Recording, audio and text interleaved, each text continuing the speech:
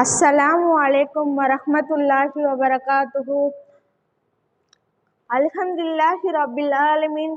அஸ்ஸலாத்து வஸ்ஸலாமு அலா சையிதினா முஹம்மத் வ அலா ஆலிஹி வ அஸ்ஹாபிஹி வன்னாஸி அஜ்மஈன்.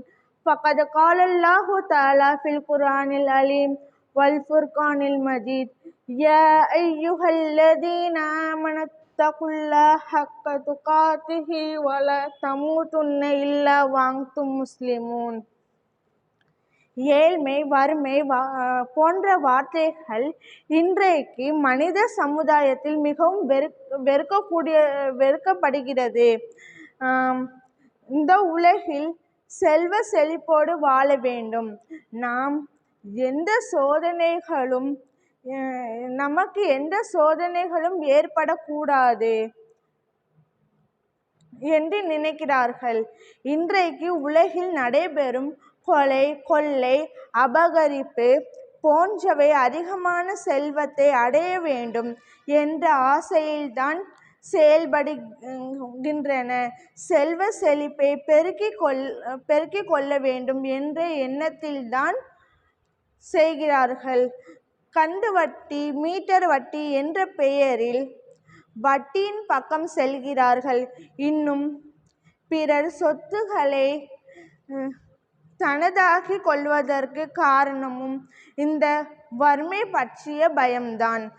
ஏழை பெண் என்றால் அவளுடைய கர்ப்பிற்கு பாதுகாப்பில்லாத பயங்கரவாத நிலைமை இன்றைக்கு உலகை ஆட்டி படைக்கிறது. அன்று முதல் இன்று வரை எவனுக்கு ஒரு நீதி, எளியவனுக்கு ஒரு நீதி என்ற வகையில் நீதி விலை பேசுகிறது. அல்லாஹ் 2வது அத்தியாயத்தில் 268வது வசனத்தில் கூறுகிறான். ஷைத்தான் வறுமையை பற்றி உங்களை பயமுறுத்துகிறான். கேடானதை உங்களுக்கு தூண்டுகிறான். அல்லாஹ்வோ தனது மன்னிப்பையும் அருளையும் வாக்களிக்கிறான். அல்லாஹ் தாராளமானவன், அறிந்தவன். இந்த வறுமையின் காரணமாக இந்த மனித சமுதாயம் தடம் புரண்டு விடக்கூடாது என்பதற்காக அல்லாஹும் நபி ஸல்லல்லாஹு அலைஹி வஸல்லம் அவர்களும் சிறந்த வழிகாட்டுதல்களை நமக்கு காட்டி கொண்டுள்ளார்கள்.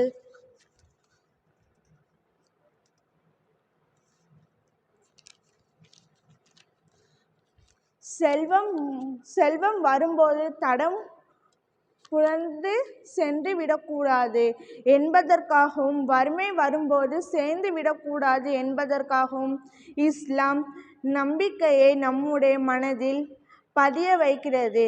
அதாவது செல்வத்தை தருபவனும் வறுமையை தருபவனும் இறைவன்தான். இறைவனை நாம் உறுதியாக நம்ப வேண்டும், உறுதியாக நம்பிக்கை கொள்ள வேண்டும்.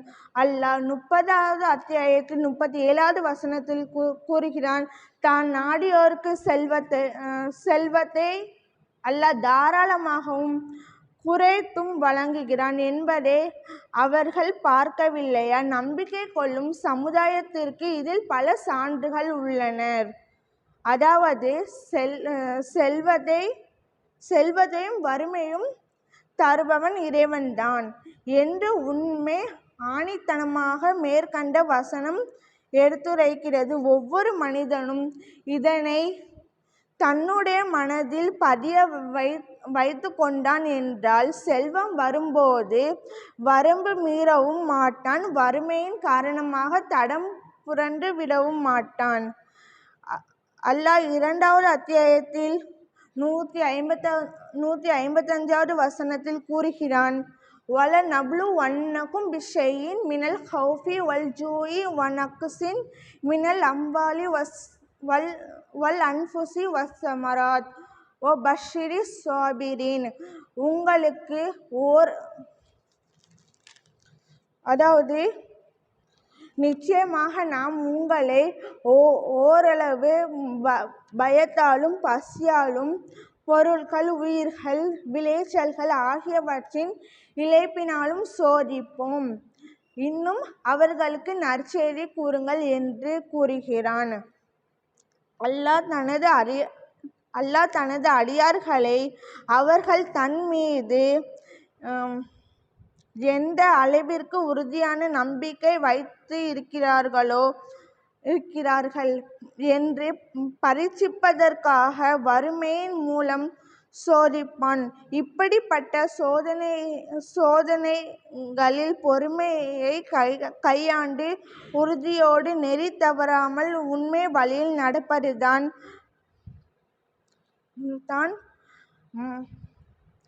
நமக்கு மறுமையின் சுவன பாக்கியத்தை பெற்றுத்தரும். நபி யாக்கூப் அலைஹிஸ்ஸலாம் அவர்கள் மிக கடுமையான ஏழ்மை நிலையில் வாழ்ந்திருக்கிறார்கள். அவர் ஏழ்மையின் காரணத்தினால் தன்னுடைய மகன்களை அருகிலுள்ள நாட்டில் மன்னரிடம் சென்று உணவுப் பொருளை வாங்கி வருமாறு அனுப்பியதாக திருமறை குர்ஆன் கூறுகிறது. ஆனால் மக்கள் இதை விளங்காமல் சமாதிகளுக்கு சென்று அங்கு அடக்கம் செய்யப்பட்டவர்களிடம் பிரார்த்தனை செய்கிறார்கள். இது நிச்சயம் நிரந்தர நரகத்தின் தள்ளக்கூடிய இணை வைப்பு காரியம் என்பதில் எந்த சந்தேகமும் இல்லை. நம்முடைய நபி ஸல்லல்லாஹு அலைஹி வஸல்லம் அவர்களும் சஹாபாக்களும் கூட வறுமையின் மூலம் சோதிக்கப்பட்டுள்ளனர். இதற்கு நாம் எண்ணற்ற சான்றுகளை கூறிக்கொண்டே போகலாம். நபி அவர்களின் குடும்ப சூழ்நிலையை பற்றி நாம் தெரிந்து கொண்டால் அவர்கள் எந்த அளவிற்கு வறுமை நிலையில் இருந்தார்கள் என்பதை நாம் உணர்ந்து கொள்ளலாம்.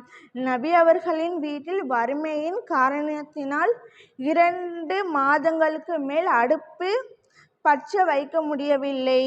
நபி அவர்கள் மரணிக்கின்ற வரை ஒரு தடவை கூட தொடர்ந்து 3 நாட்கள் அவர்களுடைய குடும்பம் வயிறு நிரம்ப சாப்பிட்டதில்லை. இவ்வாறு எண்ணற்ற சான்றுகளை நாம் கூறிக்கொண்டே போகலாம். இந்த சம்பவங்களை எல்லாம் ஒரு இறை நம்பிக்கையாளன் வறுமை ஏற்பட்டாலும் சத்திய நெறி தவறாமல் வாழ வேண்டும் என்பதற்கு அழகிய முன்மாதிரிகளை திகழ்கின்றனர். ஏழ்மை நிலை ஒருவன் பாவமான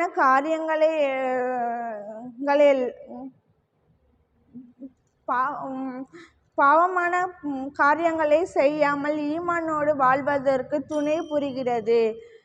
செல்வ நிலை உள்ள அதிகமானவர்கள் மார்க்கத்தில் அடிப்படையில் கட்டுப்பாடோடு வாழ்தல் என்பது மிக சிரமமான ஒன்றாகும். இதன் காரணமாகத்தான் நபி ஸல்லல்லாஹு அலைஹி வஸல்லம் அவர்கள் பணக்காரர்கள் இந்த உலகம் நிரம்ப இருப்பதை விட ஈமானோடு வாழக்கூடிய ஒரு ஏழை சிறந்தவன் என சிறப்பித்து கூறுகிறார்கள். இம்ரான் பின் ஹுசைன் அலி அவர்கள் அறிவிக்கின்றார்கள், நபி ஸல்லல்லாஹு அலைஹி வஸல்லம் அவர்கள் நான் சொர்க்கத்தை எட்டி பார்த்தேன். அதில் அதிகமான ஏழைகளை பார்த்தேன். நான் நரகத்தை எட்டி பார்த்தேன். அதில் அதிகமான பெண்களை பார்த்தேன் என்று கூறினார்கள். அபு ஹுரைரா அலி அவர்கள் அறிவிக்கின்றார்கள், பணக்காரர்களுக்கு 500 வருடங்களுக்கு முன்பாக ஏழைகள் சொர்க்கத்தில் நுழைவார்கள். 500 வருடங்கள் என்பது மறுமையினுடைய பாதி நாளாகும். எனவே நாம் நமது வாழ்க்கையை ஏழ்மையாக இருந்தாலும் அதை விரும்பி வாழக்கூடிய மக்களாக இருக்க வேண்டும் என்று எனவே நாம் நமது வாழ்க்கையை எளிமையாக இருந்தாலும் அதை விரும்பி வாழக்கூடிய மக்களாக இருக்க வேண்டும். நமது வாழ்வில் எந்த கஷ்டம் வந்தாலும் பொறுமையோடு இருக்க வேண்டும். நம் வாழ்வில் எவ்வளவு கஷ்டம் வந்தாலும் நாம் வட்டியின் பக்கம் செல்லக்கூடாது. ஏனெனில் வட்டி மிகப்பெரிய பாவங்களில் ஒன்றாகும். அதில் அல்லாஹ் அல்லாஹ் வெறுக்கக்கூடியவனாகவும் அதன் தண்டனை என்னவென்றால் அவர்களின் வயிறு மிக பெரியதாக இருந்ததால் அவர்கள் தங்கள் இடங்களிலிருந்து எந்த பக்கமும் திரும்ப அவர் சக்தியற்றவர்கள் இருப்பார்கள். எனவே வட்டி வாங்குவது இம்மையிலும் சரி மறுமையிலும் சரி பலன் தராது.